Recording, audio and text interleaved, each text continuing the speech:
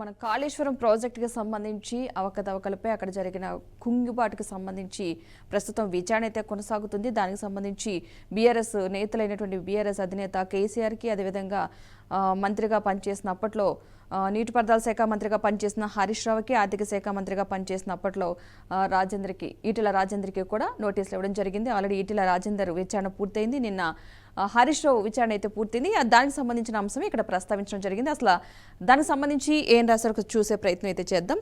తుమ్మిడిహెట్టికి మహారాష్ట్ర ఒప్పుకోలే, అందుకే కాళేశ్వరం చేపట్టాం. నాడు కేంద్రం, ఏపీ, మహారాష్ట్రలో కాంగ్రెస్ ప్రభుత్వాలే ఉన్న అనుమతి వల్లే ప్రాణహిత చేవెళ్లలో ఒక లింక్ మాత్రమే మార్చాం, 6 లింకులు యథాతథం. బ్యారేజ్ల నీటి నిల్వ నిర్ణయం అధికారులదే. మంత్రివర్గ ఉపసంఘం సిఫార్సులతోనే ప్రాజెక్టుల రీ ఇంజనీరింగ్. ఇక నాగార్జున సాగర్, శ్రీరామ్ సాగర్ సమయంలోనూ నిర్మాణ స్థలాలు మార్చారు.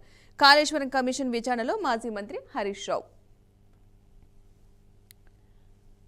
ప్రాణహిత చేవెళ్ల ప్రాజెక్టులో ప్రతిపాదించిన తుమ్మిడిహెట్టి బ్యారేజీ నిర్మాణానికి మహారాష్ట్ర అంగీకరించకపోవడం వల్లే కాళేశ్వర ఎత్తిపోతల పథకాన్ని చేపట్టామని మాజీ మంత్రి హరీష్ రావు చెప్పారు. ఆ ప్రాజెక్టును 7 లింకులుగా ప్రతిపాదించగా 6 లింకులనైతే కాళేశ్వరంలో యథాతథంగా ఉంచామని, ఒకదాన్ని మాత్రమే మార్చామని తెలిపారు. సోమవారం ఆయన జస్టిస్ పిసి ఘోష్ కమిషన్ ముందు విచారణకు హాజరయ్యారు. కమిషన్ అడిగిన ప్రశ్నలకు జవాబులు ఇవ్వడంతో పాటు ఆధారాలు కూడా సమర్పించారు. తెలంగాణ రాష్ట్రం ఏర్పడ్డాక అంతర్రాష్ట్ర సమస్యలు, కేంద్ర జలవనరుల సంఘంలో ఎక్కువగా చిక్కుముళ్లు, నిర్మాణ సమస్యల తర్వాతే ప్రాజెక్టుల రీ ఇంజనీరింగ్ జరిపామని తెలిపారు. ఇక ఇందుకోసం తాను చైర్మన్గా, నాటి మంత్రులు ఈటెల రాజేందర్, తుమ్మల నాగేశ్వరరావు సభ్యులుగా మంత్రివర్గ ఉపసంఘాన్ని అయితే ఏర్పాటు చేసినట్లుగా తెలపడం జరిగింది. కొన్ని క్వశ్చన్లు అడిగారు.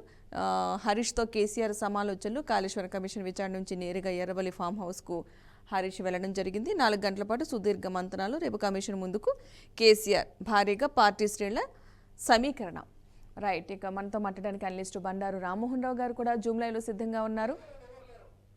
రైట్, ఆయన మరి కాసేపట్లో జాయిన్ అయ్యే అవకాశం ఉంది. రైట్, దీనికి సంబంధించిన అంశాన్ని మరొకసారి చూసే ప్రయత్నం అయితే చేద్దాం. మరొక పేపర్లో ఎలా ప్రస్తావించారు ఈ అంశానికి సంబంధించి అని చూసే ప్రయత్నం అయితే చేద్దాం.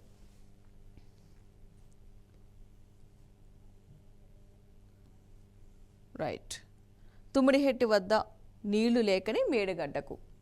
మంత్రివర్గ ఆమోదంతోనే కాళేశ్వరం ప్రాజెక్టులోని అన్ని నిర్మాణాలు కమిషన్ బహిరంగ విచారణలో హరీష్ రావు. బ్యారేజీల్లో పూర్తి స్థాయిలో నీరు నింపాలని ఎవరు ఆదేశించారని ప్రశ్నించిన జస్టిస్ ఘోష్, ప్రభుత్వం నుంచి ఎవరు ఆదేశించలేదని, అది ఇంజనీర్ల నిర్ణయమే అని పేర్కొన్న మాజీ మంత్రి. రైట్, అనలిస్ట్ బండారు రామ్మోహన్ రావు గారు కూడా జాయిన్ అవుతున్నారు. Good morning sir. Good morning sir.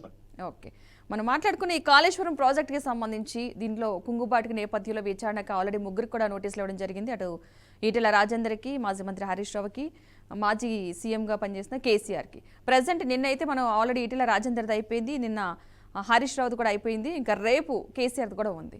So ఇది విచారణను ఏ విధంగా చూడాలి అంటే, ఏమైనా ఈ విచారణ ద్వారా ఏమన్నా నిజాలు బయటకు వచ్చే అవకాశాలు ఉన్నాయో వస్తాయంటారా? ఉన్నాయో వస్తాయి. ఎందుకంటే గారు మీకు అట్లా నమస్కారం. మొన్న ఈటల రాజేందర్ గారు ఏం చెప్పారు, నిన్న హరీష్ రావు గారు ఏం చెప్పారు. హరీష్ రావు గారు అయితే ముందే పవర్ పాయింట్ ప్రజెంటేషన్ ద్వారా చెప్పేశారు ఆల్రెడీ. అదే విషయాన్ని అక్కడ చెప్పారు అడిగిన దానికి. కనుక కేసీఆర్ గారు కూడా అంతకంటే చెప్పేదే ఉండదు. రాజకీయ నాయకుల దగ్గర ఫైల్ ఉండవు. యాక్చువల్ గా వీళ్ళు ఫైల్ పట్టుకుని పోతున్నారు, కానీ file duplicate copy. Original records ఎవరి దగ్గర ఉంటాయి? గవర్నమెంట్ దగ్గర ఉంటాయి, సెక్రటేరియట్ లో ఉంటాయి కదా ప్రతి రికార్డు కూడా. ఇవాళ అయితే ఆన్లైన్ వచ్చిన తర్వాత పేపర్లలో ఉండదు, అంత రికార్డ్ అంతా కూడా ఆన్లైన్ రికార్డే ఉంటుంది, ప్రజలకు కూడా అందుబాటులో ఉంటుంది. కనుక దాన్నే తీసుకెళ్లి చెప్పారు.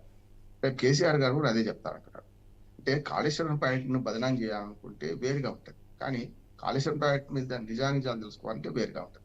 రాజకీయ కాళేశ్వరం కమిషన్ నడుస్తుంది తప్ప అసలైన కమిషన్ నడుస్తలేదు అంటున్నాడు. అవినీతి ఉంది. అవినీతి గురించి విచారించి అధికారులను బయటకు పంపించడానికి చాలా కమిషన్ రిపోర్ట్స్ వచ్చినాయి ఇప్పటికే. ఈ పీసీ ఘోష్ కాకుండా విజిలెన్స్ కమిషన్ రిపోర్ట్ ఆల్రెడీ వేశారు పద్మ గారు. విజిలెన్స్ కమిషన్ రిపోర్ట్ వచ్చి కూడా చాలా రోజులు అయింది. 38 మంది అధికారుల మీద శాఖపరమైన చర్యలు లేక ఇతరత్ర చర్యలు తీసుకోమని చెప్పి సస్పెండ్ చేయమని, అవసరమైతే కూడా ఫైన్ వసూలు చేయమని కూడా వాళ్ళు సిఫార్సు చేశారు. దాని గురించి ప్రభుత్వం పట్టించుకోవట్లేదు. అంటే కాళేశ్వరం కూలేశ్వరం అని నిరూపించాలనేమో ఇప్పుడున్న ప్రభుత్వము కాదు అద్భుతంగా ఉంది, అవినీతి కూడా జరగలేదని వాళ్ళు అంటున్నారు. వాళ్ళ పక్కన ప్రతిపక్షంలో ఉన్న అప్పటి ప్రభుత్వం అంటున్నారు. కనుక నేనేమంటున్నానంటే ఈ 2 రాజకీయ పార్టీల మధ్య ప్రజలకైతే నిజాన్ని నిగ్గుదేల్చాల్సిన అవసరం ఉంది కదా. స్పష్టంగా చెప్తున్నాను నేను. ఇందులో ఈడబ్ల్యూసీ నుంచి మొదలుకొని ప్రతిదీ మనకు గ్రీన్ ట్రిబ్యునల్ నుంచి మొదలుకొని అన్ని అనుమతులు ఉన్నాయి. అనుమతులు లేకుండా ఏ ప్రాజెక్టు పూర్తి కాదు, ఏ ప్రాజెక్టు కూడా మొదలు పెట్టబడదు. ఆఖరికి పే అండ్ అకౌంట్స్ లో జీతాలు డ్రా చేయాలంటే కూడా మనకు ఆర్థిక శాఖ అనుమతులు కావాలి కదా. ప్రతి నెల జరిగేది ప్రాసెసే. కానీ ఆర్థిక శాఖ అనుమతి లేకుండా ఆ నెల జీతాలు కూడా చెల్లించడానికి వీలేదు కదా. అటువంటి అప్పుడు ఇన్ని వేల కోట్ల రూపాయలు బ్యాంకు ద్వారా మనకి ఏదైతే కార్పొరేషన్ ఏర్పాటు చేసి కాళేశ్వరం కార్పొరేషన్ ద్వారా ఖర్చు పెట్టిందంటే ప్రభుత్వానికి కానీ క్యాబినెట్ కానీ తెలవకుండా జరగదు కదా. అందుకని తిలా పాపం తలా పిడికడు, కింది నుంచి పై దాకా అధికారులు తిన్నారు, రాజకీయ నాయకులు తిన్నారు. ఈ విచారణ అస్సలు జరుగుతలేదు. రాజకీయ విచారణ జరుగుతుంది తప్ప విచారణ జరగడం లేదు. నా ఉద్దేశం ఏంటంటే అధికారులు జైలు పోతారు కానీ రాజకీయ నాయకులు 100% పోతారు. ఎవరైనా కాదు. ఎవరు ఓకే. పోతారంటే డైరెక్ట్ గా మన జయలలిత పోయారు, గడ్డి కుంభకొండలో లాలూ ప్రసాద్ యాదవ్ పోయారు.